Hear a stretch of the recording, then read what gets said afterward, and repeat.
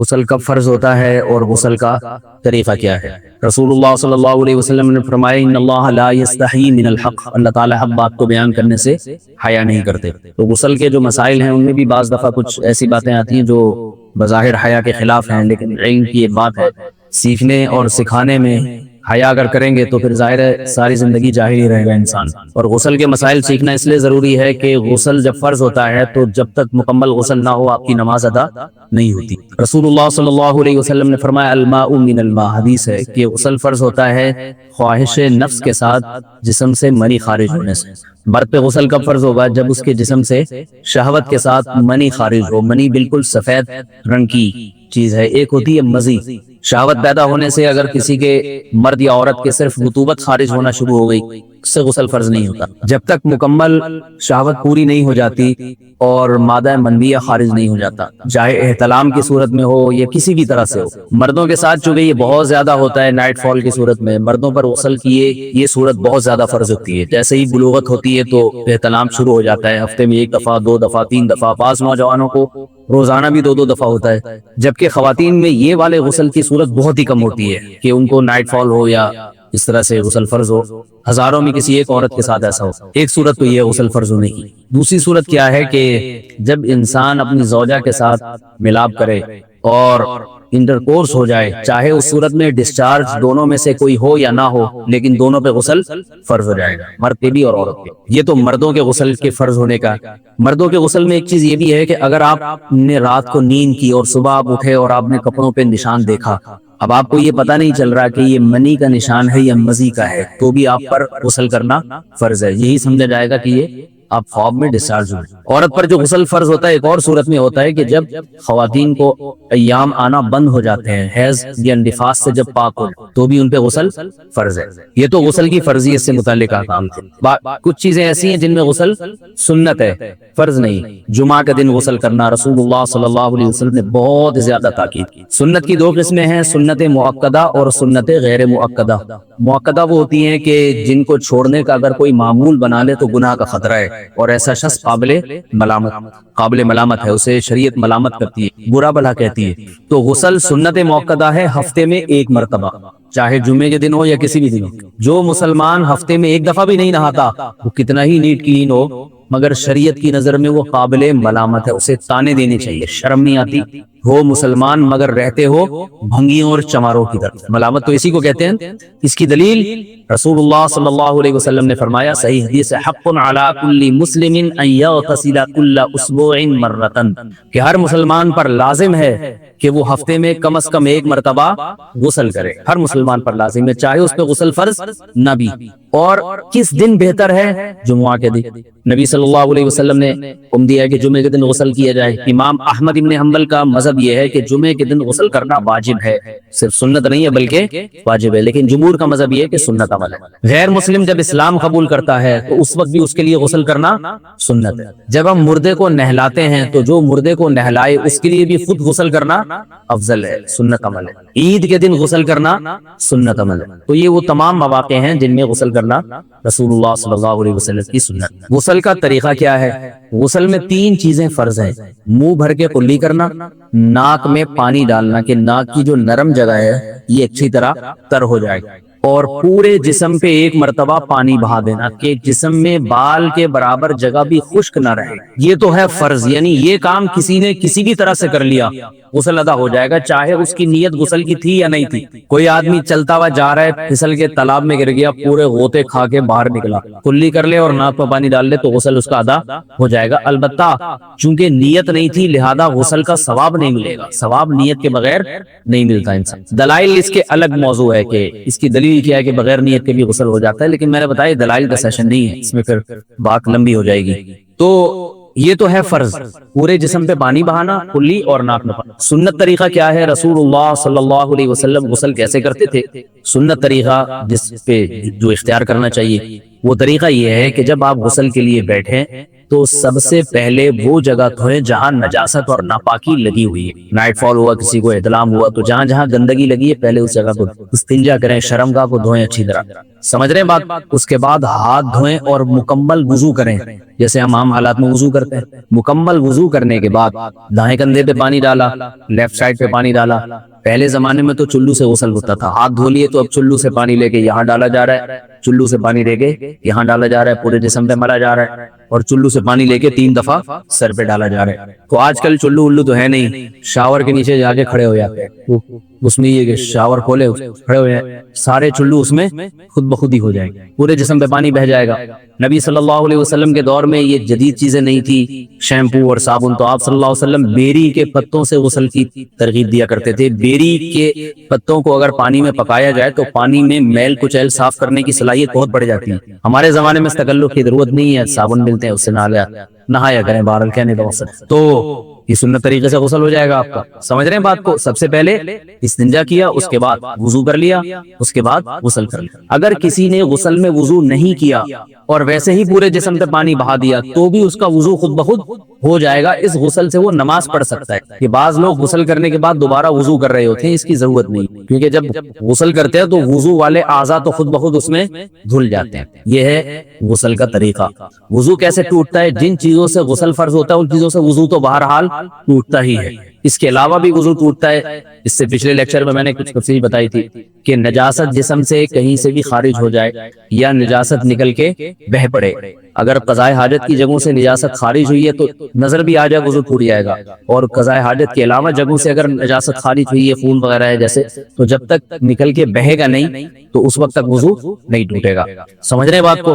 وضو کا طریقہ کیا ہے؟ سب سے پہلے دونوں ہاتھوں کو دھویا جائے, 3 دفعہ کلی کی جائے, مسواک کی جائے, 3 دفعہ ناک میں پانی ڈالا جائے, پھر پورے چہرے کو, پیشانی, یہ جو ہے جہاں سے پیشانی ہماری شروع ہو رہی ہے اور تھوڑی کے نیچے, تھوڑی جہاں ختم ہو رہی ہے, اور ایک کان کی لو سے دوسرے کان کی لو تک 4 اعضاء ہیں وضو میں دھونا فرض ہے. 1 چہرہ, نمبر 2 بازو, نمبر 3 سر کا مسا, چوتھائی سر, اور نمبر 4 پاؤں کو دھونا. اس کی دلیل قرآن مجید کی مشہور آیت ہے فاغسلوا وجوہکم وایدیکم الی المرافق. اللہ فرماتے ہیں ایمان والو جب نماز کا ارادہ ہو تو اپنے چہروں کو اور اپنے ہاتھوں کو دھو, سر کا مسا کرو اور پاؤں کو ٹخنوں سمیت دھو. دھونے کا حکم ہے قرآن مجید. البتہ سر کے بارے میں یہ نہیں ہے پورے سر کا مسا کرو, بلکہ آ رہا ہے وامسحوا برؤوسکم, با کا لفظ ہے, با آتی ہے تبعیض کے لیے کہ سر کے بعض حصے کا مسا. اب بعض حصے کا قرآن حدیث میں کہیں تذکرہ نہیں ہے, اس میں فقہاء کرام کے اجتہادات ہیں. امام شافعی فرماتے ہیں تھوڑا سا بھی ٹچ کر لیا سر کو ہو جائے گا. امام ابو حنیفہ فرماتے ہیں نہیں, کم از کم 1/4 کا ہونا ضروری ہے. سب کے اپنے اپنے دلائل ہیں, ان دلائل میں نہیں جاتا. فقہ حنفی کو جو فالو کرنے والے ہیں تو ان کو چاہیے کم از کم 1/4 سر کا مسا, یہ فرض ہونے کے لیے ضروری. مگر سنت کیا ہے؟ پورے سر کا مسا. نبی صلی اللہ علیہ وسلم دونوں ہاتھوں کو بھگو کے پورے سر کا مسا کرتے تھے. سمجھ رہے بات کو؟ اور مسا کے جو یہ ٹیکنیکل طریقے ہیں کہ آپ یوں پہلے انگلی بنائیں, پھر یوں لے کر جائیں, پھر یوں گھما کے لائیں, پھر یوں, یہ ٹیکنیکل طریقے حدیث سے ثابت نہیں. مسا کا طریقہ کیا ہے؟ بھیگا ہوا ہاتھ لے کے ایسے پورے سر ہو گیا. پھر حدیث میں یہ بھی ہے کہ یوں لے جاؤ اور یہ بھی ہے کہ 2 واپس بھی لے کر آؤ, دونوں طرح سے ثابت. تو ایسے بھی کر سکتے ہیں کہ یوں لے جائیں, اور ایسے بھی کر سکتے ہیں لے کے جائیں اور پھر واپس بھی لے آئیں, دونوں طریقے جائز ہیں. لیکن کم از کم سنت اتنی ہے کہ پورے سر کا مسا ہونا چاہیے. بعض لوگوں کو شو مارنے کا شوق ہوتا ہے, اگر وہ واپس لائیں تو بال ان کے خراب ہو جائے گا, کہتے ہیں یار یہ پھر مسئلہ خراب ہو جائے گا, تو پھر ایسے لوگ صرف یوں ہی لے جائیں کافی. افضل تو یہ کہ یوں بھی لے جائیں, یوں بھی لے جائیں, دونوں طرح سے صحیح ہے, بارہ دونوں حدیث سے ثابت. سمجھ رہے بات کو؟ اور یہاں ایک اہم مسئلہ بتا دوں, قرآن مجید نے پاؤں کو دھونے کا حکم دیا ہے, پاؤں پہ مسح کرنے کا حکم نہیں دیا. اور حدیث میں خفین پر مسح کرنے کا حکم ہے. تو قرآن اور حدیث کو فقہاء نے جمع کیا ہے, لہذا وہ موزے جن میں آسانی سے پاؤں دھوئے جا سکتے ہیں ان میں چاروں ائمہ کے نزدیک پاؤں پہ مسح کرنا جائز نہیں. سعودی عرب میں جو بعض سلفی حضرات اور یہاں ہمارے ہاں بھی اہل حدیث حضرات نے عام موضوع پر بھی جو مسح کی ایک روایت ڈال دی ہے, اسلاف میں, تابعین, تبع تابعین میں اور چاروں ائمہ کے مذاہب میں اس کا ثبوت نہیں ملتا. اگر اسلاف میں کوئی قائل بھی ہے تو ایک شاذ قول, اکا دکا قول ملتا ہے, ورنہ یہ ائمہ اربعہ کے مذہب کے خلاف ہے. اور جو احادیث جو نقل ہوتی ہیں صحیح سند کے ساتھ ان کے بھی خلاف اور قرآن کی آیت کے بھی خلاف. اس لیے کسی نے عام ساکس پہ اگر مسح کر لیا, جو عام طور پہ آفس پہن کے جاتے ہیں لوگ, اس میں تو پاؤں, آپ اگر ساکس کو پانی کے نیچے رکھے پورا پاؤں دھل جائے گا آرام سے. تو وہاں کیا ہو رہا ہے کہ قرآن مجید کے حکم کی مخالفت لازم آ رہی ہے, آپ پاؤں دھو نہیں رہے. تو اس لیے ہم یہ سمجھتے ہیں کہ اس صورت میں نماز ادا نہیں ہوگی۔ سعودی عرب میں بعض سلفی حضرات نماز پڑھاتے ہیں، وہ ایسے ہی کرتے ہیں کہ عام ساکس پہ مسا کر کے نماز پڑھا لیتے ہیں، تو فتویٰ اسی پر ہے کہ ان کی اگر کسی کو یقین ہے کہ اس نے عام ساکس پہ مسا کر کے نماز پڑھائی ہے تو اس کے پیچھے نماز ادا نہیں ہوگی، کیونکہ قرآن کے مطابق اس کا وضو ہوا ہی نہیں ہے۔ صدیوں تک کوئی بھی اس قول کا قائل نہیں رہا ہے کہ عام ساکس پہ بھی مسا ہو جاتا ہے۔ یہ ابن تیمیہ رحمہ اللہ تعالیٰ 7ویں صدی میں اس کے قائل تھے، اور تابعین میں اکا دکا قول ملتے ہیں اس کے، لیکن شاذ قول ہیں، مرجوح قول ہیں، جن پر امت نے فتویٰ نہیں دیا، اور اب سعودی عرب میں بعض سلفی حضرات اس کے قائل ہیں۔ ہمارے ہاں اہل حدیث حضرات بھی چونکہ اکثر سعودی عرب کے سلفی حضرات ہی کو فالو کرتے ہیں، تو انہوں نے بھی وہیں سے یہ فتویٰ لیا ہے۔ لیکن ائمہ اربعہ کے مذہب میں اور دلائل کے لحاظ سے دیکھا جائے تو یہ مذہب کمزور ہے۔ قرآن نے پاؤں کو دھونے کا حکم دیا، آپ دھوئیں گے پاؤں جب تک دھونا ممکن ہے۔ چمڑے کے موزے ہیں، ان کو دھونا ممکن نہیں ہے اتارے بغیر، لہذا ان موزوں کے اوپر مسا ہو جائے گا، تو اس سے قرآن پر بھی عمل ہو جائے گا اور حدیث پر بھی عمل ہوگا۔ اس لیے ائمہ اربعہ نے جو قرآن و حدیث کو سمجھ کے جو فیصلہ کیا ہے اس پہ چلنا ہمارے لیے زیادہ مفید ہے بنسبت آج کل کے جو علماء ہیں ان کی اپنی ذاتی آراء پر۔ اس لیے یہ بھی ایک وضو سے متعلق عام مسئلہ تھا، سمجھ رہے؟ باقی تو ماشاءاللہ وضو کرنا سب کو آتا ہی ہے۔ اور وضو کے بعد دعا کیا ہے؟ کلمہ شہادت، اشہد ان لا الہ الا اللہ وحدہ لا شریک لہ اشہد ان محمدا عبدہ ورسولہ اللہم اجعلنی من التوابین واجعلنی من المتطہرین۔ اے اللہ تو مجھے بار بار توبہ کرنے والوں میں شامل کر دے اور بار بار پاکیزہ رہنے والوں میں شامل کر دے۔ توبہ اس لیے کہ میں نے ظاہری طہارت تو حاصل کر لی، مجھے روحانی طہارت بھی عطا کر دے۔ اگر میں نے گناہ کی ہو تو مجھے ان سے بھی توبہ کی توفیق عطا فرما لے، تاکہ اس لحاظ سے بھی میرا وضو ہو جائے، اس لحاظ سے بھی میں پاک۔ سبحانک اللہم وبحمدک نشہد ان لا الہ الا انت نستغفرک ونتوب الیک۔ کیا مذی سے غسل فرض ہو جاتا ہے؟ کہتے ہیں بھی فوش ویڈیو دیکھتے وقت جسم سے پانی نکلنا شروع ہوتا ہے، کیا وہ منی کے حکم میں ہے اور اس سے غسل فرض ہو جاتا ہے؟ ایک صاحب نے پشاور سے پوچھا ہے۔ دیکھیں فوش ویڈیو دیکھنا تو بالکل حرام ہے، ناجائز ہے، گناہ کبیرہ ہے، اس سے تو اللہ کے غضب سے پناہ مانگنی چاہیے، توبہ کرنی چاہیے۔ یہ گناہ اگر نہیں چھوٹ رہا تو اہل اللہ سے رابطہ کرنا چاہیے، کوئی ایسا طریقہ بتائیں کہ یہ گناہ چھوٹ جائے ہم سے۔ یہ تو بہت ہی بری حرکت ہے، اس سے آپ کی جسم کو بھی نقصان ہوگا، آپ کی جو شادی کی زندگی ہے جو وہ بھی کافی متاثر ہوگی اس سے، جو یعنی شادی کے بعد کی جو زندگی ہے بہت یعنی اس پہ بھی برا اثر پڑتا ہے اور اللہ بھی ناراض ہوتا ہے، تو اس کو فوراً چھوڑ دیں آپ۔ باقی یہ کہ خواہشات نفسانیہ سے جو بھی جسم سے پانی نکلتا ہے تو جب تک وہ منی نہ ہو تو غسل فرض نہیں ہوتا، صرف وضو کرنا فرض ہو جاتا ہے اور اس جگہ کو دھونا فرض ہو جاتا ہے۔ تو منی بالکل ایک سفید پانی ہے اور یہ ٹرانسپیرنٹ پانی ہوتا ہے جو جس کو مزی کہتے ہیں، اس سے غسل فرض نہیں ہوتا۔ غربت میں، انتہائی غربت میں حضرت فرماتے ہیں میں یہ نہیں سمجھتا تھا کہ مجھے صبر کا ثواب حاصل کرنا ہے، نا فرمایا تو بڑا خطرناک ہو جائے گا۔ جب کوئی ٹینشن میں ہوتا ہے تو ہم کہتے ہیں صبر کرو ثواب ملے گا، ایسا ہی ہوتا ہے نا۔ تو حضرت فرماتے ہیں اس غربت میں یہ نہیں سوچتا تھا کہ میں صبر کروں گا تو ثواب ملے گا۔ فرمایا نا، مجھے تو لگتا تھا اگر میں نے یہ سوچا کہ میں صبر کروں گا تو یہ تو گناہ ملے گا، کیونکہ صبر تو مصیبتوں پر ہوتا ہے، تو اللہ نے مجھے مصیبت میں رکھا بھی نہیں تو صبر کس بات کا۔ تو فرماتے تھے میں یہ سوچتا تھا کہ میرے اللہ کا اتنا فضل، وہ میرا 2 وقت روٹی مجھے دے دیتا ہے، 2 وقت کی روٹی مجھے بولو بھائی مل جاتی۔ فرماتے ہیں میرا گھر بھی ذرا غریب علاقے میں تھا، دور تھوڑا لوگوں سے، تو فرماتے ہیں میں سوچتا تھا بادشاہ ہمیشہ پبلک سے ذرا ہٹ کے رہتے ہیں، سٹائل ہے ہمارا، پبلک میں نہیں رہیں گے، تھوڑا سا ہٹ کے، مزاج شاہانہ ہے نا۔ لیکن اس حالت میں بھی ایسا شاہانہ مزاج، ایسے رہتے تھے لوگ آ کے قرضہ مانگا کرتے تھے حضرت سے، وہ سمجھتے تھے بہت بڑا سیٹ ہے کوئی۔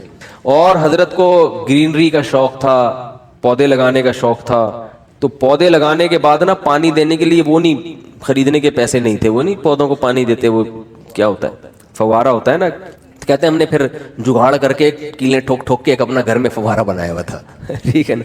تو پھر جب اللہ نے پیسہ دیا تو پھر ہٹو بچوں، پھر یہ نہیں کہ دیکھو کنجوس، دیر آر 2 ٹائپس آف کنجوس، یہ دیر آر 2 ٹائپ بہت جگہوں پہ میرے بیان میں آج کل آ رہا ہے، اس سے یاد رہ جاتا ہے۔ انگلش میں کنجوس کو کیا کہتے ہیں؟ مائزر، اردو میں کیا کہتے ہیں؟ کنجوس، اور کوئی لفظ نہیں ہے۔ عربی چونکہ بلیغ زبان ہے نا، تو عربی میں دیر آر 2 ٹائپس آف کنجوسز، کنجوس لوگوں کی کتنی ٹائپس ہیں؟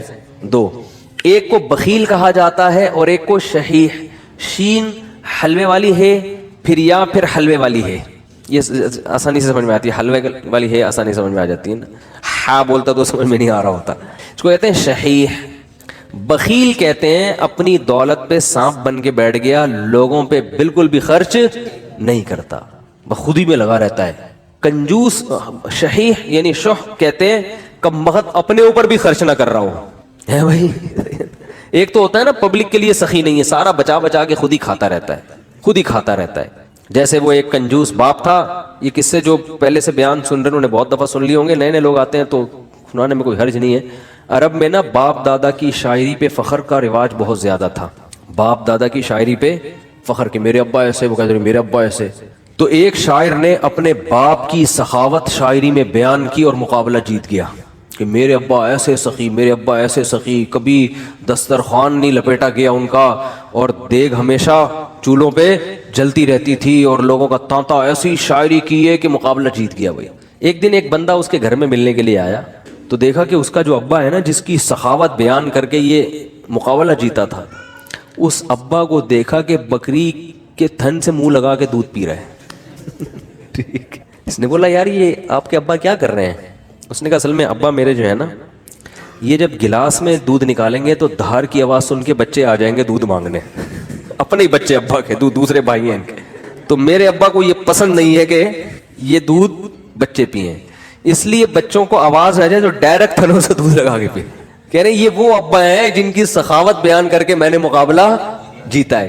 لیکن یہ ابا بخیل تھا, شحیح نہیں تھا. اپنے اوپر تو خرچ کر رہا ہے نا کہ چلو بچوں پہ نہیں کھلا رہا, کم بخت خود ہی پی رہا ہے سارا دودھ. وہ دیسی گھی والا بھی سنانا پڑے گا یار, کیا کرے یار. وہ ایک کنجوس ہاتھ جلدی جلدی سناؤں گا جو کئی دفعہ لوگوں نے سنا وہ پھر بور ہو جاتے ہیں. ایک کنجوس دیسی گھی لے کر آیا, ڈبہ لے کر آیا تو بچوں سے کہا کہ اس کو کھولنا نہیں ہے, ڈبے سے لگا لگا کے کھاؤ نا, کیونکہ باہر بھی چکنائی ہوتی ہے نا. جب یہ ڈبہ بالکل چکنائی ختم ہو جائے گی نا پھر ڈبہ کھلے گا اندر سے. اسی دوران اس کا سفر ہوا تو اس نے اس خطرے سے کہ ڈبہ بچے کھول نہ لے الماری میں لاکر میں ڈبہ بند کر کے چلا گیا. 1 مہینے بعد آیا, بچوں سے پوچھا دیسی گھی تو نہیں, ڈبہ تو نہیں کھولا؟ نہیں ابا. پھر کیا کرتے تھے؟ ابو الماری سے روٹی لگا لگا کے کھاتے تھے. ایک تھپڑ مارا ان کو, کہہ رہے کم بہت کچھ دن گھی کے بغیر صبر نہیں کر سکتے. اٹ از کالڈ کنجوس. یہ شحیح نہیں ہے کیونکہ خود تو استعمال کرے گا نا, چپ چپ کے کھائے گا. تو وہ بھی جو بکری کے تھنوں سے منہ لگا کے دودھ پی رہا ہے کم از کم خود تو پی رہا ہے نا. اور کنجوس کی جو سپرلیٹو ڈگری ہے وہ یہ ہے کہ خود بھی نہ پیے کہ دودھ کم نہ ہو جائے. تھنوں میں دودھ جمع ہوتے دھونے دے رہا ہے یار کہیں کم نہ ہو جائے, پھر 2 قطرے نکالے کہیں سوکھ نہ جائے, بس اتنا.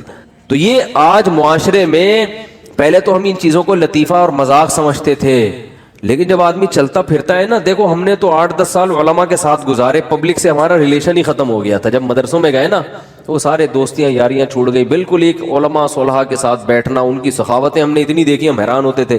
جب پبلک میں دوبارہ جانا ہوا نا تو پھر ایک عجیب ماحول نظر آیا کہ یار یہ کیا ہو رہا ہے. تو ہم نے ایسے لوگ بھی دیکھے دوسروں پہ خرچ نہیں کرتے, اور ایسے بھی دیکھے جو اپنی جان پہ بھی خرچ کرنے کے لیے تیار نہیں ہے.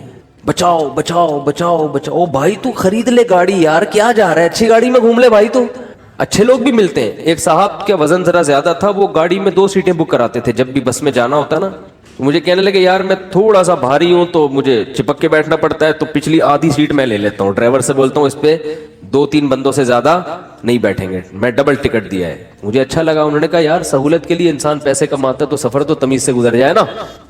تو پیسے خرچ کرنا سیکھو اللہ کے بندو. جو کام پیسوں سے ہو سکتا ہے وہ خود نہیں کرو, ٹھیک ہے نا.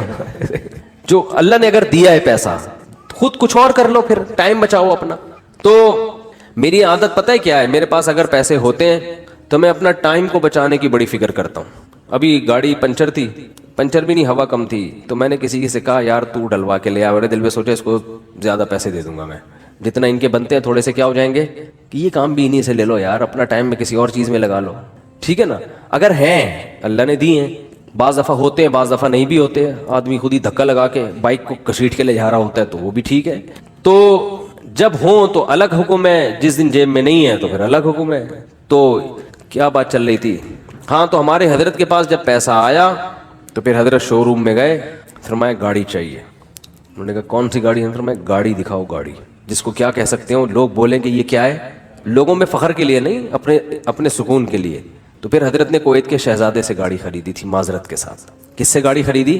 اپنا گھر نہیں بنایا, اس لیے کہ فرمایا کہ میری عمر اب 65 سال ہو گئی, اپنا ذاتی گھر کا کیا کرنا ہے میں نے, بچے اسٹیبل ہیں, ان کے لیے بھی کوئی پراپرٹی بنانے کی ضرورت نہیں, سب اچھا ان کی جاب بھی ہو گئی تھی بچوں کی, مدینہ یونیورسٹی چلے گئے تھے تو ضرورت ہی نہیں ہے, انہوں نے کہا کوئی ضرورت ہی نہیں ہے گھر ور بنانے کی, تو گاڑی خریدو اچھی, گاڑی کی استعمال میں آ رہی ہے.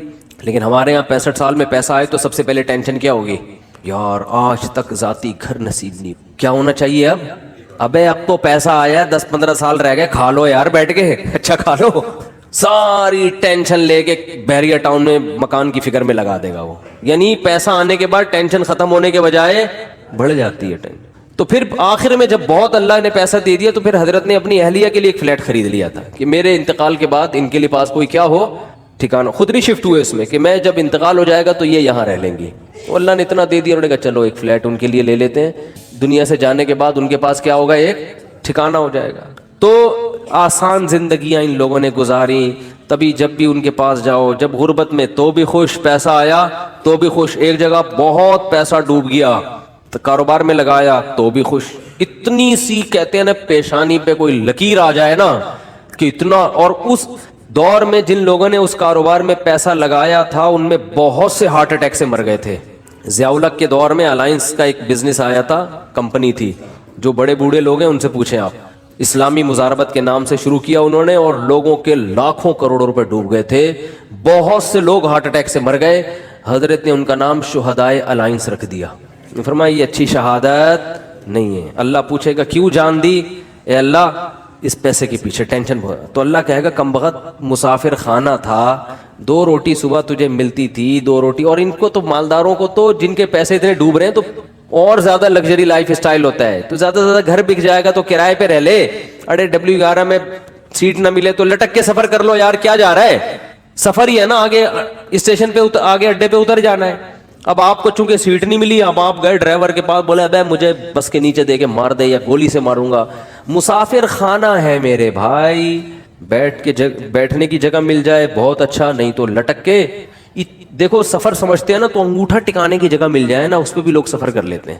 کنڈکٹر سے بول لیتے ہیں تو بس ہٹ جا تھوڑا سا, اتنا سا پاؤں ٹکانے کی جگہ مل جائے بھائی, اگلے اڈے پہ اترنا ہے. ہمارے ساتھ تو ایسا, ہم تو جب آج کل تو میں تھوڑا مشہور ہو گیا ہوں تو کہیں جا نہیں سکتا ایسے, ورنہ W11 کا جو مزہ ہے وہ اب اللہ جنت میں لے جائے تو W11 میں سفر ضرور کریں گے وہاں پہ. اب تھوڑا مشہور ہو گئے تو وہ سب پہچان جاتے ہیں, پھر ایک بڑا مسئلہ ہو جاتا ہے.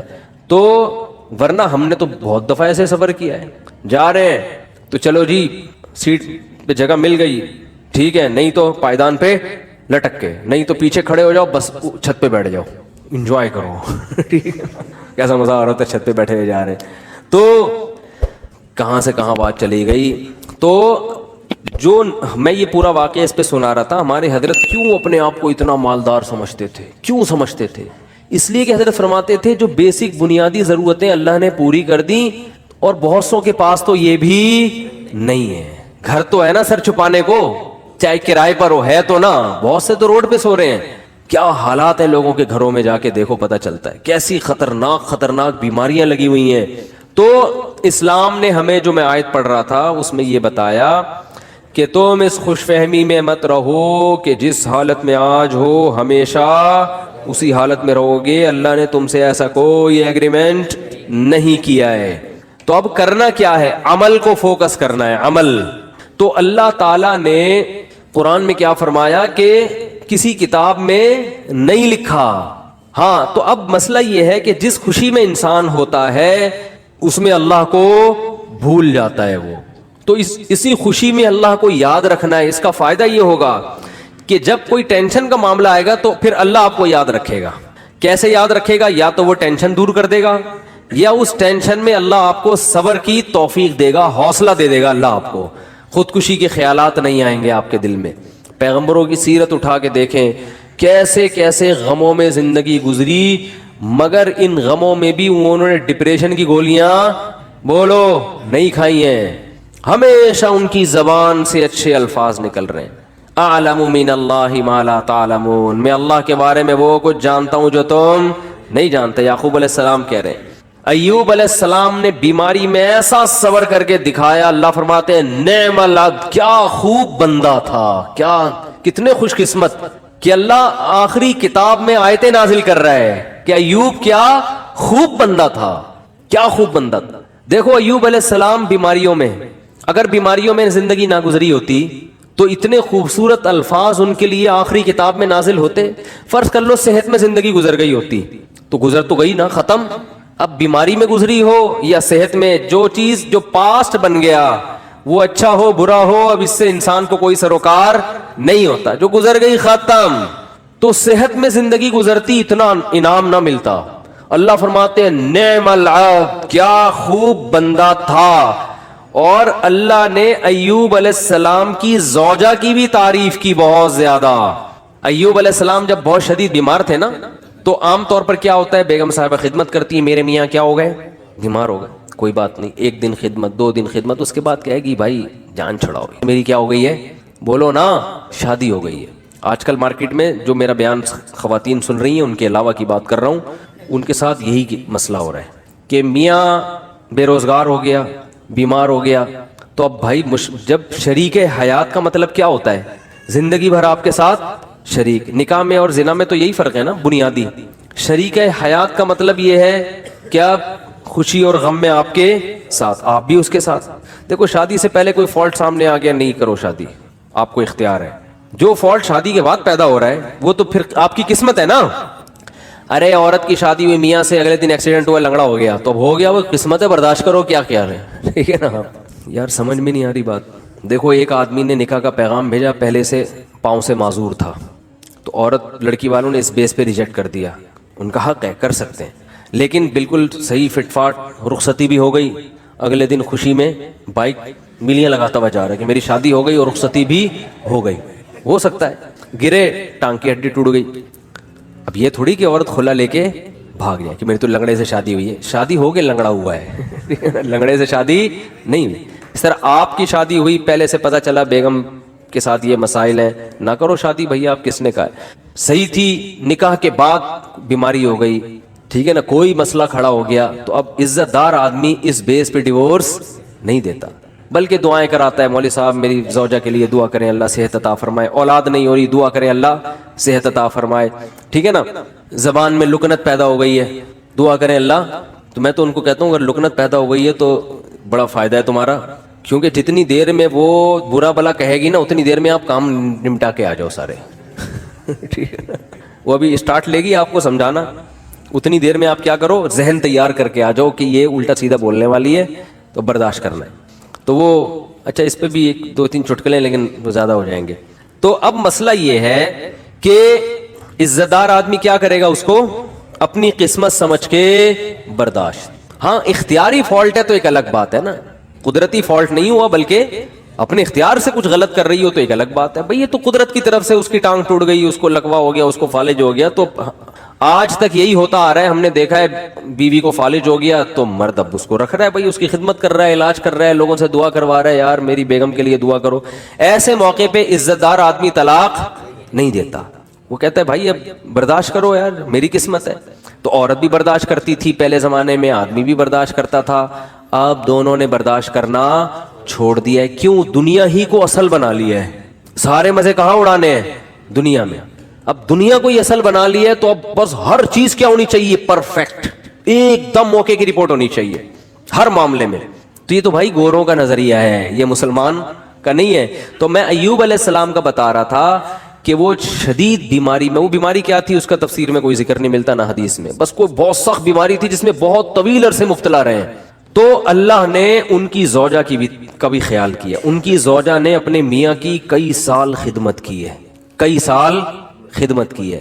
تو اب کیا ہوا کہ ایک دن خدمت میں تھوڑی سی کوتاہی ہوئی تو حضرت ایوب علیہ السلام کو غصہ آ گیا, اور انہوں نے کہا کہ میں اگر ٹھیک ہو گیا نا میں تجھے 100 ڈنڈے ماروں گا. صحیح ہے نا, کیونکہ بیمار آدمی چڑچڑا ہو جاتا ہے نا, تھوڑا سا اس میں برداشت کم ہو جاتی ہے.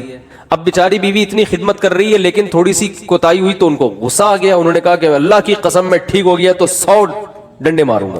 تو اللہ نے ٹھیک کر دیا. اب پیغمبر پریشان کہ اتنی نیک بیوی جس نے اتنی خدمت کی, وہ کہ اس کو 100 ڈنڈے ماروں گا, تو بولے کہ ٹھیک نہ ہوتے تو ہی اچھا تھا بھائی. ٹھیک ہے نا. تو قرآن کے الفاظ دیکھو, خذ بیدک ضغثا فاضرب به ولا تحنس. اے پیغمبر آپ قسم بھی نہیں توڑ سکتے, آپ تو پیغمبر ہیں, اور بیوی اتنی نیک ہے اس کو مارنے کی اجازت نہیں ہے, اس کو آپ نے 100 ڈنڈے نہیں مارنے. اب قسم پوری کرنے کے لیے ایک جھاڑو لیں جس میں 100 تنکے وہ ایک ہی دفعہ لگا دیں بس. ویسے تو ایک یوں کر کے بھی لگانا بھی وہ ہے, لیکن جب بیوی کو پتا چلے گا اللہ نے میرے لیے میرے میاں کو یہ ہیلا بتایا ہے, تو یہ جھاڑو لگانا یہ عزت دی جا رہی ہے. یہ کس کی طرف سے ہیلا بتایا جا رہا ہے؟ بولو بھائی, اللہ کی طرف سے. آج بہت سے لوگ کہتے ہیں قرآن و حدیث میں ہیلے بالکل بھی نہیں ہے, مولوی نے. بھائی ہیلوں کی بھی 2 قسمیں ہوتی ہیں, ایک جائز ہیلے اور ایک ناجائز ہیلے. ایک صاحب ٹی وی میں آ رہے تھے رمضان میں, وہ کہہ رہے تھے مولویوں نے ہیلے ویلے بہت نکالے ہوئے ہیں, ہر چیز کے ادھر سے ہیلا ادھر سے ہیلا, اور یہ سب بنی اسرائیل نے بھی ہیلے کر کے مچھلیاں پکڑی ہیں. تو میں نے کہا یار میں ان کے سامنے بیٹھا ہوتا تو میں کہتا آپ کو بنی اسرائیل کے ہیلے تو ذہن میں آ رہے ہیں جو اللہ نے خود ایوب علیہ السلام کو ہیلے بتائے. اس لیے دین فقہا سے سیکھو. یہ جو نئے نئے فنٹر بن رہے ہیں نا آج کل, ان سے دین نہ سیکھو. یہ ایک طرف کی دلیل جانتے ہیں, دوسرا ان کو پتہ ہی نہیں ہوتا. سود سے بچنے کے ہیلے نکالے ہوئے ہیں, تو سود سے بچنے کے ہیلے تو عین مطلوب ہیں. ایسا ہیلا جس سے سود سے بچ جاؤ, یہ تو شریعت چاہتی ہے. یہ وہ ہیلا تھوڑی ہے جو بنی اسرائیل نے کیا تھا مچھلیاں پکڑنے کے لیے. تو ہیلے there are 2 types of ہیلے. ایک ہیلا جو حرام سے بچاتا ہے, ایک ہیلا جو حرام میں ڈالتا ہے آپ کو. دونوں میں فرق ہے. سود سے بچنے کے لیے جو ہیلے کیے جاتے ہیں وہ سود سے بچنے کے لیے جاتے ہیں, چونکہ سود حرام ہے تو سود سے بچنے کے لیے کا مطلب حرام سے بچنے کے لیے. اور ایک ہیلا وہ ہوتا ہے جو حرام میں آپ کو مبتلا کر دیتا ہے. تو بیوی کو مارنا کوئی اچھا کام تو نہیں ہے نا اسلام میں. تو اللہ نے ایک نیک بیوی کو بچانے کے لیے ان کو ہیلا بتا دیا کہ بھئی ایک جھاڑو میں 100 تنکے لو, ایک ہی دفعہ میں لگا دو تو گویا 100 کوڑے لگ گئے. تو قسم بھی پوری ہو گئی, بیوی بچ گئی. تو یہ اللہ نے حضرت ایوب علیہ السلام کی وائف کو, ان کی زوجہ کو, ان کی اہلیہ کو اتنا پروٹوکول کیوں دیا کہ قرآن میں ان کا تذکرہ بھی کر دیا. یہ شوہر کی خدمت کی وجہ سے, شوہر کے ساتھ وفا کی وجہ سے. یاد رکھو آج عورتیں اپنے شوہر کی طرف سے جن آزمائشوں میں ہیں, جو قدرتی آزمائشیں, جو قدرت کی طرف, بے روزگاری اللہ کی طرف سے ہو جاتی ہے نا. بھائی میاں کا روزگار چھوٹ گیا, یہ تو اللہ ہے جس کو چاہتا ہے رزق کشادہ دیتا ہے, جس کی چاہتا ہے روزی بند کر دیتا ہے. وہ بیچارہ اپنی طرف سے محنت کر رہا ہے لیکن بے روزگار ہو گیا, نئی کاروبار حرکت میں آ رہا, تو یہ اللہ کی طرف سے. خود سے نالائق ہو تو ایک الگ بات ہے, اللہ کی طرف سے جو آزمائشیں میاں پہ آئیں تو عورت کو چاہیے ان آزمائشوں میں اس کا ساتھ دے, اسے ذہنی ٹارچر نہ کرے. کیونکہ بے روزگاری کی بیماری اتنی, بے روزگاری کا عیب اتنا بڑا نہیں ہے جتنا اس بیماری کا عیب ہے جس میں ایوب علیہ السلام مبتلا ہوئے تھے. کیونکہ اس میں تو کمانا ممکن ہی نہیں تھا اور اوپر سے خدمت بھی. سمجھا پا رہا ہوں اپنی بات کہ نہیں سمجھا پا رہا؟ اس میں خدمت بھی. تو وفا کرنی چاہیے, وفا. اور یہ جب تک آخرت سامنے نہیں ہوگی ان میں سے کوئی بھی کام نہیں ہو سکتا. ہمارے محلے میں ایک صاحب گزرے, ان کا انتقال ہو گیا, اللہ ان کی مغفرت فرمائے. ان کی زوجہ 15-20 سال بیمار رہی ہیں کسی سخت قسم کی نفسیاتی بیماری میں. اس بندے نے 15-20 سال اپنی زوجہ کی دن رات خدمت کی ہے. وہ بیوی نہ بیچاری کھانا پکانے کے قابل, نہ برتن دھونے کے قابل ایسی بیماری میں. تو یہی اس کے لیے کھانا بھی پکا رہا ہے. اتنے پیسے نہیں ہوں گے کہ ملازم رکھو, یہی اس کے لیے بولو ساری خدمتیں کر رہا ہے. تو میں نے کہا یار اس کی تو ویسے ہی بیچارے کی بخشش ہو جائے گی. اللہ کہے گا تو نے کسی کی بیٹی کو رکھا گھر میں اس حالت میں بھی, اب وہ نہیں پکا سکتی بیچاری, اور وہ نہ کپڑے دھو سکتی ہے, اور یہ اتنے پیسہ بھی نہیں ہے کہ, تو خود ہی کر رہا ہے سارے کام. تو یہ کوئی عیب کی بات بولو بھائی نہیں ہے. اپنی بیٹیوں کو سوچا کرو نا, آپ کی بیٹی کے مسائل ہو جائیں تو آپ چاہتے ہو یار سسرال والے برداشت کریں تو دوسروں کو بھی برداشت. ہاں جان بوجھ کر کوئی فالٹ ہے نا تو پھر میاں میں ہو تو ہم عورت کو مشورہ دیتے ہیں اس فالٹ کو صحیح کرو ورنہ پتلی گلی سے نکلو, ٹھیک ہے نا, کہ 10-20 سال اس فالٹ کو برداشت, بہت خطرناک قسم کا اگر فالٹ ہے تو ایک الگ بات ہے. تو اللہ تعالیٰ نے قرآن مجید میں, اچھا بھائی بیان کے دوران خواتین باتیں کر رہی ہوتی ہیں, بالکل بھی مناسب نہیں ہے. کئی دفعہ شکایتیں آئی ہیں, بیان سننا چاہیے شوق سے. 2 خاتون جو تھیں 20 سال قید ہوئی ان کو ایک ہی وارڈ میں, 20 سال تک وہ باتیں کرتی رہیں. جب نکلی ہیں نا, جس دن رہائی ہوئی تو کہیں بہن کچھ باتیں رہ گئی ہیں, انشاءاللہ اگلے ہفتے ہماری ملاقات ہوگی تو اس کو کمپلیٹ. تو یہاں جو خواتین آتی ہیں بھائی بیان کو فوکس کریں نا, آپ کے فائدے کی باتیں ہو رہی ہیں تو آپ کے دل میں میاؤں کی محبت ڈالی جا رہی ہے, ٹھیک ہے. تو اللہ نے کیا فرمایا کہ جس کنڈیشن میں آج ہو ضروری نہیں کہ کل بھی اسی کنڈیشن میں ہوگے, لہذا کیا کرنا ہے, اعمال کو فوکس کرنا ہے. اس عمل کا فائدہ کیا ہوگا کہ اللہ نہ کرے کل ٹینشن آئی بھی تو اس ٹینشن کو برداشت کرنا کیا ہو جائے گا, آسان. میں جمعے کی خطبے میں یہ حدیث اکثر پڑھتا ہوں. حضرت عبداللہ ابن عباس بالکل نو عمر تھے, آپ صلی اللہ علیہ وسلم کے ساتھ سواری میں پیچھے بیٹھے, تو آپ صلی اللہ علیہ وسلم فرمائے یا غلام، اے نوجوان، اے لڑکے، میں تجھے نصیحت کرتا ہوں، احفظ اللہ یحفظک، اللہ کے دین کی حفاظت کر، یعنی اللہ کے احکام کو پورا کر، اللہ تیری حفاظت کرے گا۔ احفظ اللہ یحفظک، احفظ اللہ تجدہ تجاہک۔ جب کوئی یعنی شریعت کا حکم آئے نا تو اس میں اللہ کے حکم کو مقدم کرو، تو جب کوئی مصیبت آئے گی تم اللہ کو اپنے سامنے پاؤ گے۔ اللہ یا تو وہ کام پورا کر دے گا یا اللہ آپ کو تسلی دے دے گا کہ بھائی میں ہوں تمہارے ساتھ، اس ٹینشن کو برداشت کرو، یہ ہمیشہ کے لیے نہیں ہے۔ اس پہ اللہ تمہیں بہت نوازے گا، جب تھپکی ملے گی، تسلیاں ملیں گی۔ اور پھر فرمایا کہ وَعْلَمْ أَنَّ مَا أَصَابَكَ لَمْ يَكُنْ لِيُخْطِئَكَ۔ ٹینشن ختم کرنے کے دو طریقے نبی نے بتا دیے یہاں پہ، ایک تو عمل صحیح کر لو تو ٹینشن میں اللہ آپ کے ساتھ ہوگا، دوسرا طریقہ تقدیر پر ایمان۔ فرمایا ان ما اصابک، جو مصیبت تمہیں پہنچی ہے، یعنی مطلب حدیث کا یہ کہ تمہاری حماقتوں سے نہیں، بھائی آپ صحیح سب کچھ صحیح کر رہے ہو تو پھر بھی اللہ کی طرف سے آزمائشیں آ جاتی ہیں، تو لم یکن لیخطئک، یقین کر لو یہ لازمی پہنچنی تھی، یہ تم سے خطا ہو ہی نہیں سکتی تھی۔ تو جب ایک کام لازمی ہونا ہی تھا تو اس میں ٹینشن کس بات کی؟ ابے کیا ہو گیا بھائی، جب ایک کام ہونا ہی ہے، نہ ہونے کا تو سوال ہی پیدا نہیں ہوتا، تو بھی ٹینشن کس بات؟ یہ تو ہونا تھا، یہ تو ہوگا، یہ تو ہوگا بھائی۔ لیکن چونکہ ہمیں ٹینشن سے پہلے نہیں پتا ہوتا کہ کیا ہوگا، تو ہم اسباب اختیار کرتے ہیں، پورے کامیابی کے اسباب اختیار کرے، پھر بھی نہیں ہوا، بھائی یہ تو اللہ نے ایسے ہی لکھا ہوا تھا۔ غزوہ احد میں 70 صحابہ شہید ہو گئے، کتنی بڑی ٹینشن صحابہ کے لیے، کتنی بڑی ٹینشن۔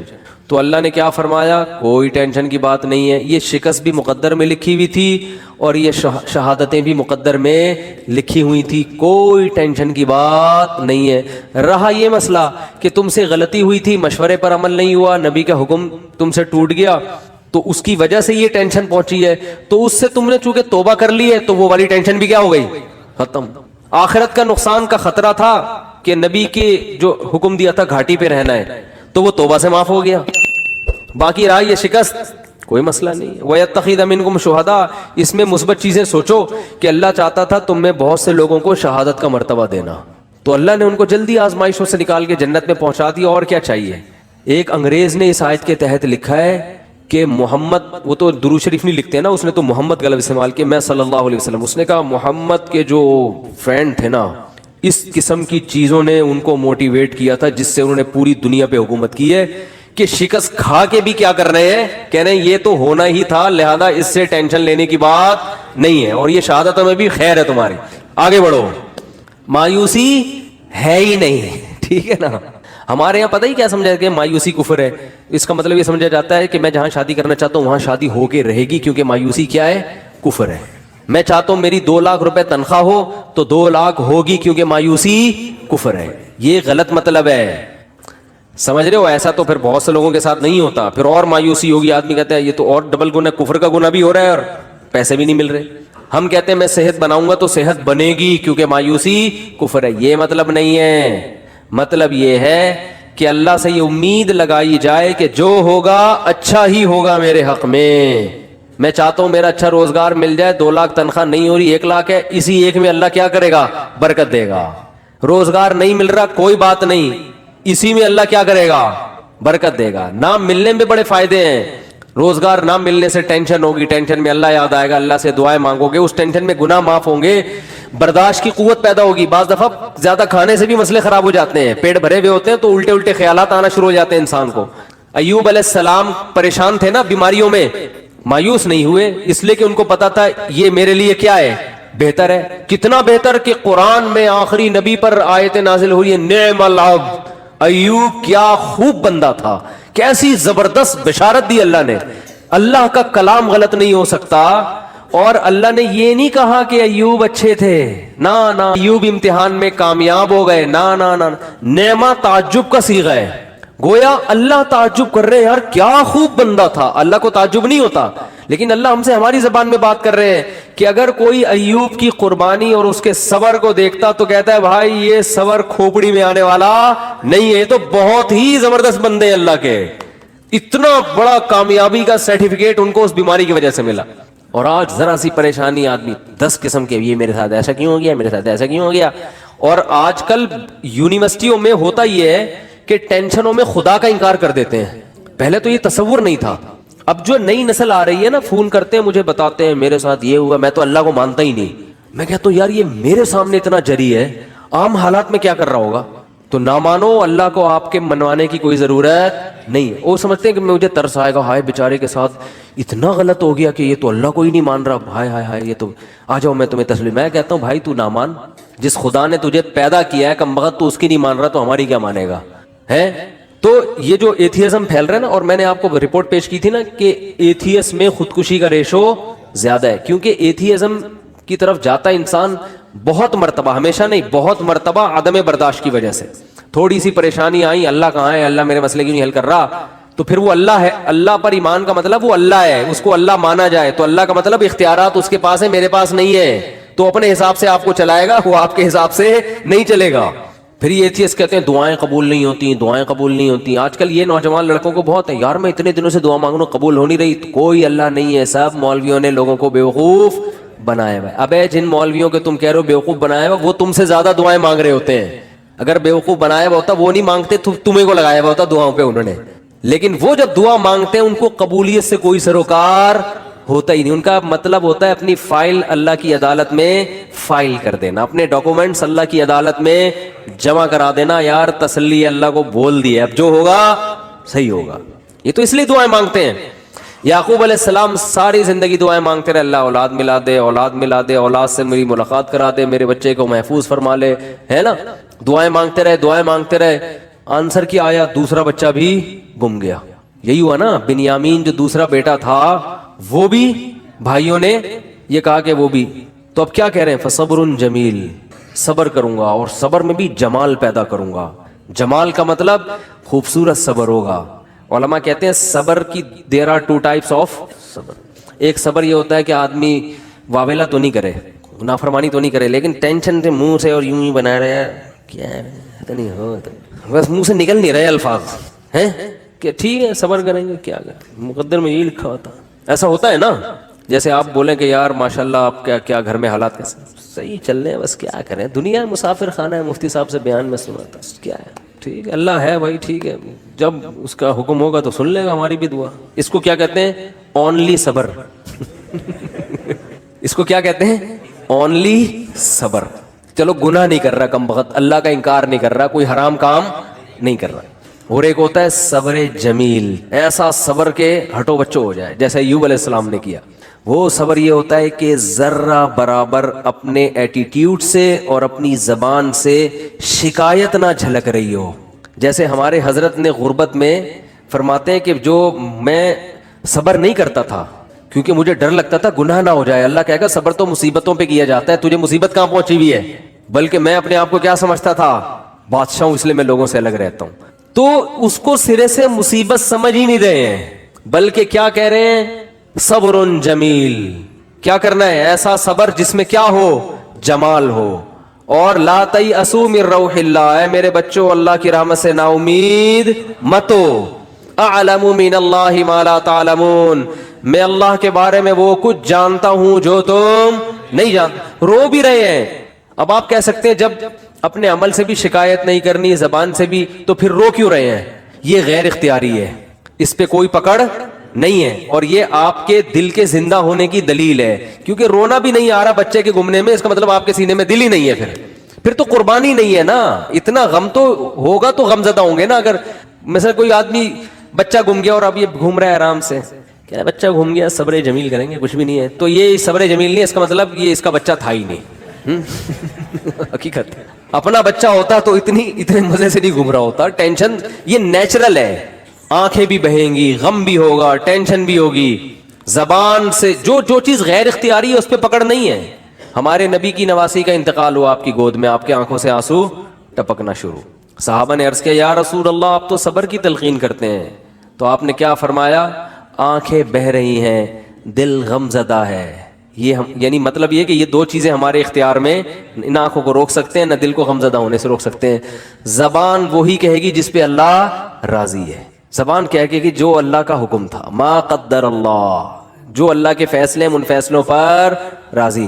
لیکن جب اس ٹائپ کا صبر ہوتا ہے نا جو غیر اختیاری, تو وہ اعتدال سے ہوتا ہے. یعنی اس ٹائپ کا جو غم ہوتا ہے نا وہ اعتدال سے ہوتا ہے, اس میں آنسو بھی نکلتے ہیں, دل بھی غمزدہ ہوتا ہے. آج کل جو غم ہو رہے ہیں نا, جس طرح سے چیخنا پیٹنا, ہاں ہو میرے ساتھ یہ ہو گیا, گھر میں دیکھو نا کیا ہو رہا ہے. روزگار آپ گئے کہیں جاب کی تلاش میں, نہیں ملی جاب, انٹرویو میں فیل ہو گئے, باہر نکل کے چیزیں توڑ رہا پھوڑ رہا ہے, بیگم کا فون ہے اس کو گالیاں دینا شروع کر دی. یہ غیر اختیاری نہیں ہے, یہ کیا ہے بولو, اختیاری. ہمارے جاننے والوں میں کسی کے بھائی کا انتقال ہو گیا, بھائی کو بھائی سے بڑی محبت تھی, جب دفنانے میں نا وہ کیا کر رہا ہے, اپنے بھائی سے بڑی محبت, حادثے میں انتقال ہو گیا, قبر کے پتھر سے سر اپنے پھوڑ رہا ہے. ہمارے امام صاحب نے اس کو پکڑا, بھائی تیرا سر پھٹ جائے گا, کیا رو رہا ہے, چیخ رہا ہے. قبرستان میں وہ جو سلیبیں ہوتی ہیں نا جو رکھی ان پہ سر مار رہا ہے اپنا جا کے. یہ لوگ تو کہیں گے ماشاءاللہ بڑی محبت ہے, لیکن یہ بے صبر ہونے کی دلیل ہے. رو بھائی, پابندی. یہ جو بالکل حواس باختہ اور رونا اور چیخنا اور یہ وہ جو ہمارے گھروں میں آج کل میتوں میں ہوتا ہے, اور مسئلہ ہو گیا تو چیزیں اٹھا کے پھینک رہا ہے, اور اس کو سمجھتے ہیں کہ میں اپنا بس غصہ نکال رہا ہوں, تو یہ گدھے ہونے کی تو دلیل ہو سکتی ہے میرے بھائی. میں اس کو نہیں کہہ رہا, وہ تو بیچارہ غمزدہ تھا, اللہ تعالیٰ اس کے غم کو دور کرے, لیکن یہ شریعت میں پسندیدہ کام نہیں ہے.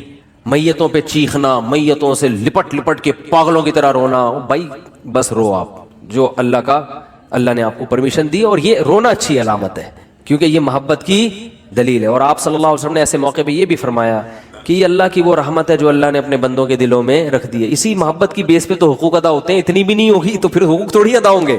سمجھ میں نہیں آ رہی تو رہنے دو. اچھا آ رہی ہے الحمدللہ. تو بات کیا چل رہی تھی, صبر. ہاں, یعقوب علیہ السلام دعائیں مانگ رہے ہیں میرا بیٹا مل جائے جہاں وہ اچھی حالت میں ہو, اور دعا قبول کیسے ہو رہی ہے, دوسرا بچہ بھی گم گیا. اب آج کل کوئی یونیورسٹی اور کالجز کے لڑکے ہیں, ان کو اتنے بڑے غم نہیں پہنچتے, ان کو یہی ہوتا ہے وہاں شادی کرنا چاہتے تھے, نہیں ہوئی, حالانکہ رات کو اٹھ کے اتفاق سے اس دن دعا بھی مانگی تھی. زندگی میں پہلی دفعہ کیا کیا تھا, دعا مانگی تھی, دانت برش سے صاف کر لیے تھے, گٹکے اور چرس کی بدبو ختم کر کے اللہ سے دعا مانگی تھی. اس دن پی بھی نہیں تھی ہم نے, ٹھیک ہے نا. کوئی عمل اللہ کے سامنے دکھانے کے لیے بولو نہیں ہے. پھر دعا مانگ رہے ہیں اور چاہتے ہیں کہ فوراً سے پہلے قبول ہونی چاہیے, پھر ہم اللہ کو مانیں گے. اللہ نے کہا ہے غیب پر ایمان لے کر آؤ, پھر میں مانوں گا. کیونکہ میرے بھائی ایسے تو آپ ڈی ایس پی کو بھی مانتے ہو, ایس ایچ او کو بھی مانتے ہو, کیونکہ آپ کو پتا ہے کہ ان کے پاس تو جو پاور ہے وہ تو نظر آتی ہے نا.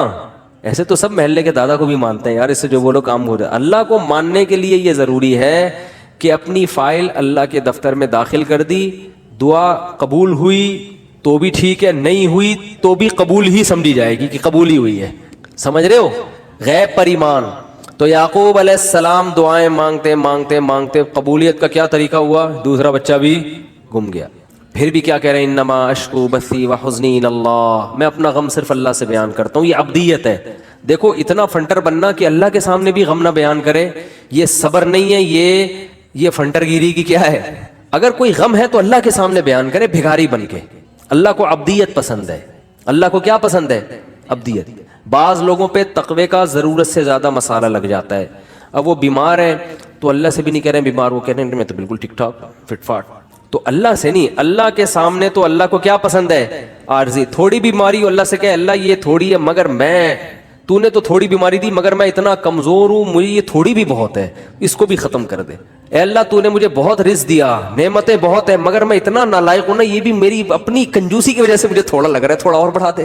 ٹھیک ہے نا, ناشکری نہ کرو, اللہ پہ تو بہت ہی دیا ہے. اپنی کمزوری بیان کرے آدمی کہ اللہ تو نے تو اتنا دیا مگر میں بہت نالائق, میں بہت کمزور. ہمارے حضرت گناہ سے بہت سخت بچا کرتے تھے, بہت زیادہ. کوئی پتہ چل جائے نا ناجائز ہے تو حضرت سے وہ کام نہیں کروا سکتا تھا کوئی کسی بھی طریقے سے. ناجائز تو کیا نامناسب کام بھی نہیں کروا سکتا تھا. ہمارے حضرت کا یہ مشہور تھا کہ کوئی کام جائز ہے مگر نامناسب ہے, علماء پہ سوٹ نہیں کرتا, وہ یہ ایک شریف آدمی پہ سوٹ نہیں کرتا. کچھ بھی کر لو حضرت نہیں کرتے تھے, اتنا تقویٰ. اس کے باوجود فرماتے تھے میں اللہ سے دعا میں یہ کہتا ہوں کہ اللہ میرے پلے عمل کچھ بھی نہیں ہے, میرے پلے عمل کچھ بھی نہیں ہے, اور نہ مجھ سے کچھ عمل ہوتا. تہجد میں 5 پارے پڑھ رہے ہیں اور دعا کیا کر رہے ہیں, اللہ ہم سے عمل نہیں ہوتا, ہم کمزور ہیں, تو ویسے ہی بخش دے ہم کو. بہت مشکل ہے بات سمجھانا, بہت مشکل ہے بھائی.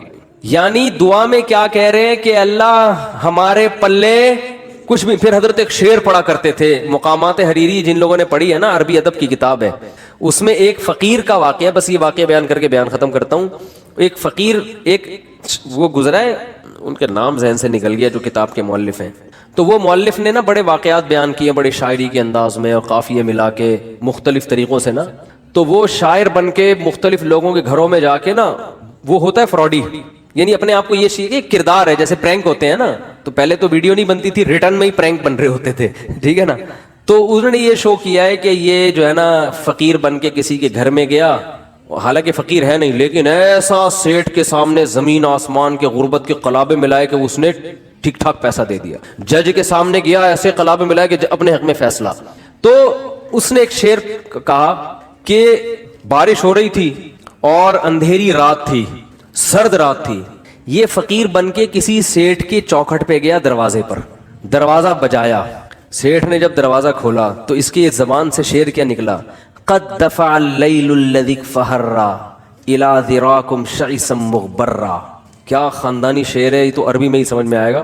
کہہ رہے کہ وہ رات جو اندھیری رات ہے, سخت رات ہے, بارش ہو رہی ہے, بادل گرج رہے ہیں, اس خوفناک اندھیری رات نے تیری چوکھٹ پہ ایک ایسے شخص کو لا کے پھینک دیا ہے جو بالکل بے یار و مددگار ہے, غبار آلود بال اور پھٹے ہوئے کپڑے. شعیسا غبار آلود, مغبرہ غبار آلود, شعیسا بکھرے ہوئے بال, یعنی بالکل قسم پرسی کی حالت میں اس اندھیری رات نے ایک شخص کو تیری چوکھٹ پہ لا کے ڈال دیا ہے. تو سیٹھ کو تو جوش آئے گا نا, یار یہ رات کو میں ہی ملا تھا تیرے یہاں ڈالنے کے لیے, تو پیسے دے گا کہ نہیں دے گا. شاعری میں بڑی جان ہوتی ہے نا. قد دفع اللیل الذی, ورنہ رات کے اندھیرے میں کون کسی کے گھر پہ جاتا ہے, اور ایسی رات جو ٹھنڈی بھی ہو, برسات بھی ہو رہی ہو, اولے برس رہے ہو اور جناب گھٹائیں آئی ہوئی ہوں, ایسی رات میں اگر کوئی کسی کی چوکھٹ پہ جا رہا ہے, اس کا مطلب واقعی وہ ضرورت مند ہے. تو کہہ رہے اندھیری رات نے تیری چوکھٹ پہ ایک ایسے آدمی کو لا کے ڈال دیے جس کے پاس بال بنانے کا کے اسباب بھی نہیں ہیں, ان کو صاف کرنے کے وسائل بھی نہیں ہیں. تو ہمارے حضرت یہ شعر فرماتے ہیں, میں تہجد میں پڑھتا ہوں جب اللہ کے سامنے کھڑا ہوتا ہوں نا, کہ اللہ اس اندھیری رات نے ایک ایسے شخص کو تیری چوکھٹ پہ لا کے ڈال دیا ہے جو عمل کے لحاظ سے بالکل زیرو ہے. پراگندہ بال کا مطلب عملی لحاظ سے غریب ترین, کچھ بھی عمل اپنے اعمال میں, وہ تو مال ظاہری لے رہے ہیں نا, یہ کیا مراد لے رہے ہیں, عمل مراد لے رہے ہیں. عمل کے لحاظ سے پراگندہ ہوں, میرے پلے کچھ بھی نہیں ہے سوائے تیری رحمت کی بھیک مانگنے کے لیے آیا ہوں. تو سب کو اہل اللہ سب کچھ کر کے بھی ایسی تواضع اللہ کے سامنے کہ اللہ ہمارے پلے کچھ بھی نہیں ہے, اور پھر فرماتے تھے میں سست ہوں, مجھ سے کچھ بھی نہیں ہوتا. حضرت ایک مثال بھی دیا کرتے تھے کہ والدین کا جو بچہ سست ہوتا ہے نا, اپاہج ہوتا ہے, تو والدین اس کا خیال زیادہ کرتے ہیں. تو فرماتے تھے میں اللہ سے کہتا ہوں ہم تو اپاہج ہیں, ہمارے اندر تو عمل کی صلاحیت, اپنی بدعمالیوں کی وجہ سے عمل کی صلاحیت ہی ختم ہو گئی ہے, تو ہمارا زیادہ خیال کر. تو اللہ کو یہ ابدیت پسند ہے, عمل کر کے بھی اپنے آپ کو زیرو سمجھنا.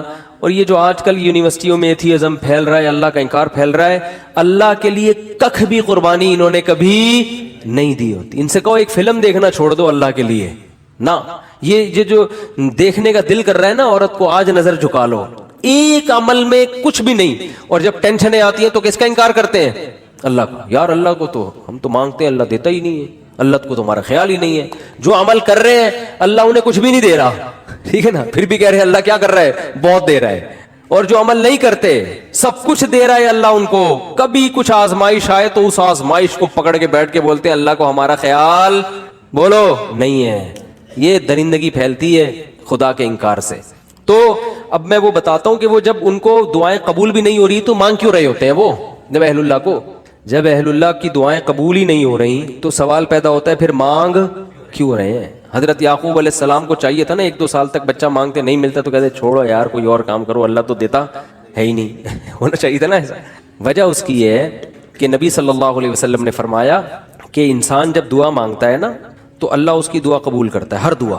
فرمایا لیکن ایک وقت آتا ہے جب انسان کہتا ہے کہ اللہ میں مانگ مانگ کے تھک گیا مگر تو دعا قبول نہیں کرتا.